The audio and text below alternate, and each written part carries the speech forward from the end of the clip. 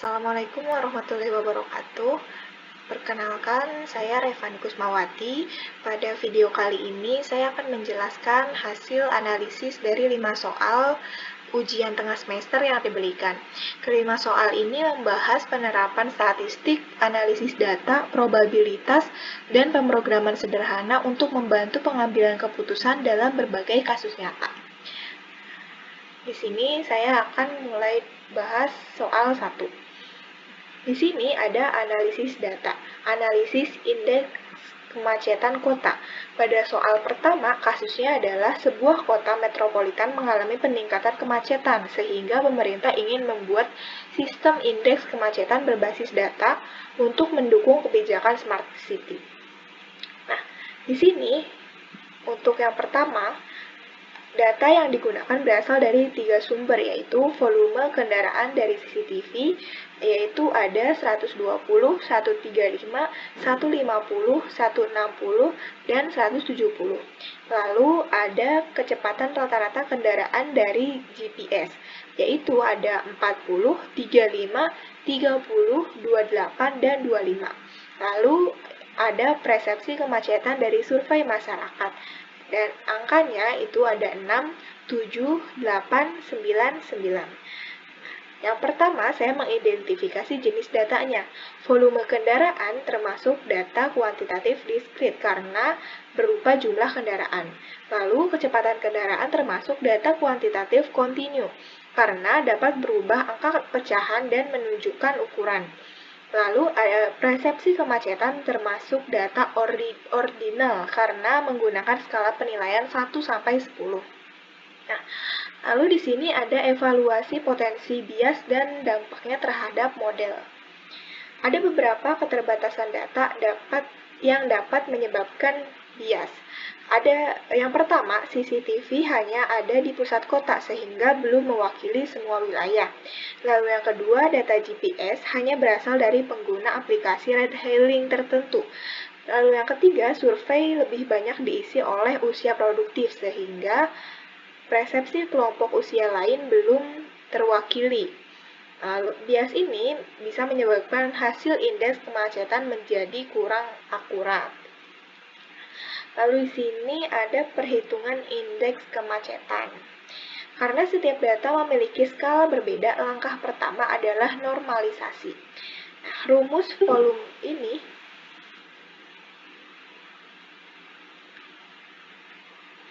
yaitu V norm, V dikurang V min per V max dikurang V min. Normalisasi kecepatan itu ada S norm, S normalisasi sama dengan X max dikurang S per S max dikurang S min. Kecepatan dibalik karena semakin kecil kecepatan berarti semakin macet. Normalisasi persepsi.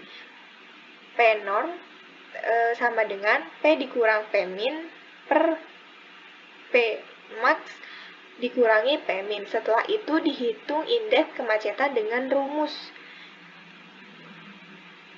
CI 0,4 X dikali V norm ditambah 0,4 dikali S norm ditambah 0,2 dikali P norm. Bobot terbesar diberikan kepada volume kendaraan dan kecepatan karena keduanya paling berpengaruh.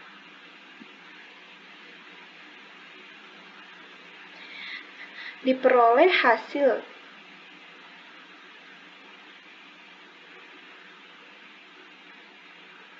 dari sini diperoleh hasil 0,00 untuk lalu lintas lancar, 0,33 itu mulai padat, 0,67 itu macet, 0,85 sangat macet, dan 1,00 sangat macet. Ini menunjukkan kondisi lalu lintas semakin memburuk. Lalu di sini ada implementasi Python. Nah, coding ini dimulai dengan memasukkan data 3 list, yaitu volume, speed, dan perception. Lalu program mencari nilai minimum dan maksimum menggunakan nilai min dan max. Setelah itu dibuat list kosong CI, untuk menyimpan hasil, program menggunakan for. Nah, for ini untuk menghitung setiap data secara otomatis. Di dalam perulangan dilakukan normalisasi data, lalu dihitung indeks kemacetan menggunakan rumus yang sudah dibuat. Hasil perhitungan dibulatkan 2 angka di belakang koma dengan fungsi round. Terakhir, program menampilkan seluruh menggunakan print. Keuntungan coding ini adalah proses menjadi lebih cepat, akurat, dan bisa digunakan untuk data besar. Nah, di sini ada evaluasi interpretasi hasil indeks.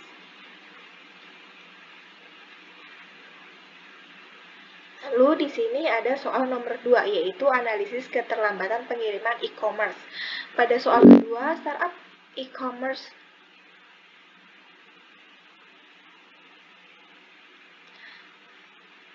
ingin mengetahui apakah keterlambatan pengiriman merupakan masalah besar atau hanya beberapa kasus ekstrim. Data pengiriman itu ada 1, 2, 2, 3, 3, 4, 5, 6, 15, dan 20. Nah, di sini ada menghitung statistik dasar, yaitu MEAN. Dihitung dengan rumus MEAN jumlah data per banyak data.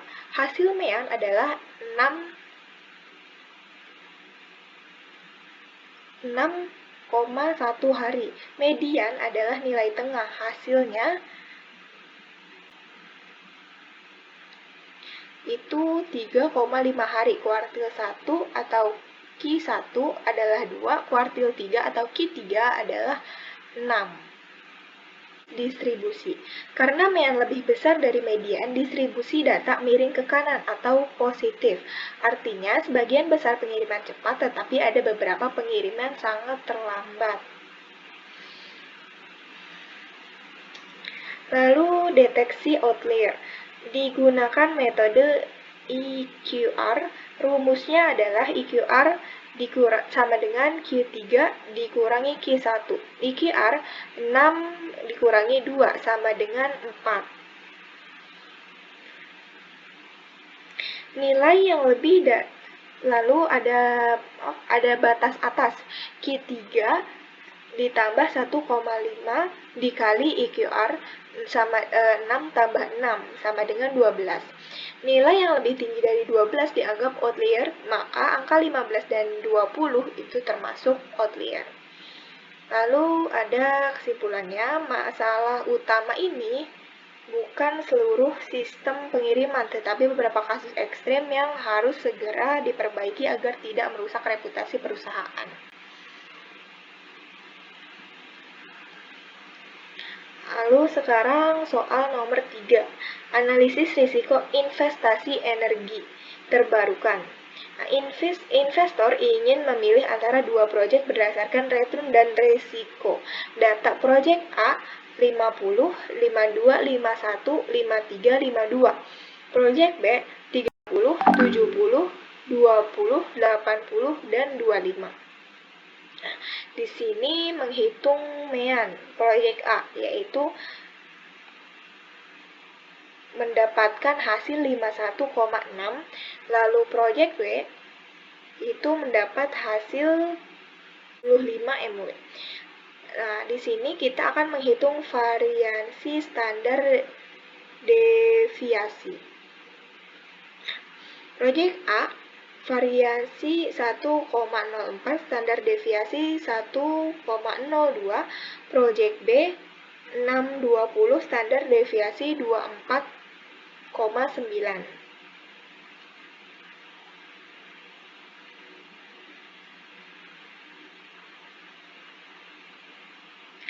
Lalu di sini ada analisis risiko. Standar deviasi menunjukkan tingkat risiko. Semakin kecil standar deviasi, semakin stabil. Proyek A sangat stabil dan berisiko rendah. Proyek B sangat fluktuatif dan berisiko tinggi. Lalu di sini ada soal nomor 4, yaitu kombinasi tim AI geospasial. Perusahaan memiliki 6 ahli geospasial dan 4 ahli statistik. Tim yang dibentuk dari 4 orang. total anggota keseluruhan yaitu ada 10. Nah, di sini ada menghitung total kombinasi. Rumusnya seperti ini, dan total kombinasinya yaitu 210.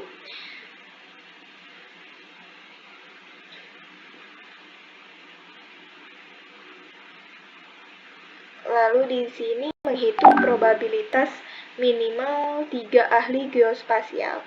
Kemungkinan pertama, 3 ahli geospasial dan 1 statistik. Nah, ini hasilnya 80. Lalu yang tepat 4 ahli geospasial, ini hasilnya 15. Total 95. Lalu yang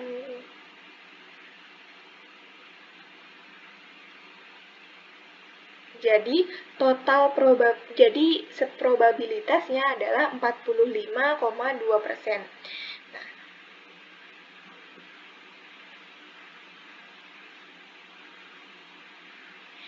lalu di sini ada interpretasi hasil untuk strategi tim. Peluang tim didominasi oleh geospasial cukup besar. Jika perusahaan ingin tim seimbang, maka pemilihan anggota harus diatur secara manual. Lalu di sini yang terakhir ada soal nomor 5. Perusahaan logistik mengklaim rata-rata pengiriman tidak lebih dari 5 hari. Data sampel ada 6, 7, 5, 8, 6, 7, 9. Di sini ada formulasi hipotesis.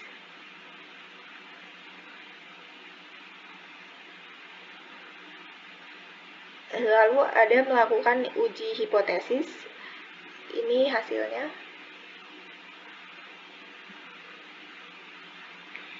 Menghitung mean. Untuk perhitungan mean, itu menghasilkan 6,86 hari.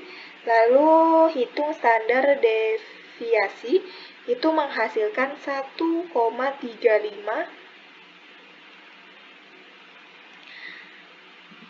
Lalu menghitung nilai T.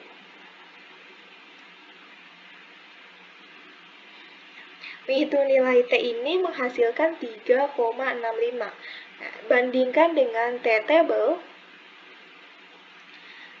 1,943 karena 3,65 lebih besar lebih kecil dari 1,945, maka H0 ditolak.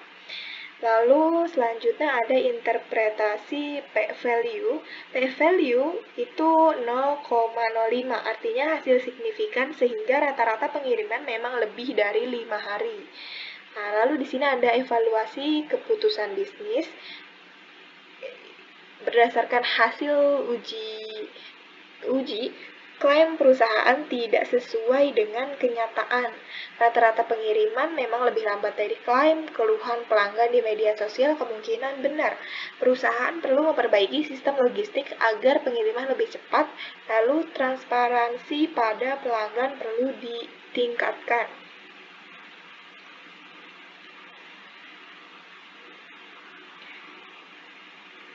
Klaim perusahaan tidak sesuai dengan data, jadi perusahaan perlu memperbaiki sistem logistik karena keluhan pelanggan terbukti benar.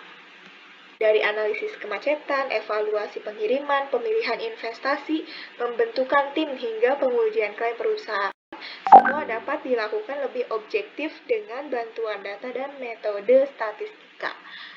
Sekian dari saya, terima kasih. Wassalamualaikum warahmatullahi wabarakatuh.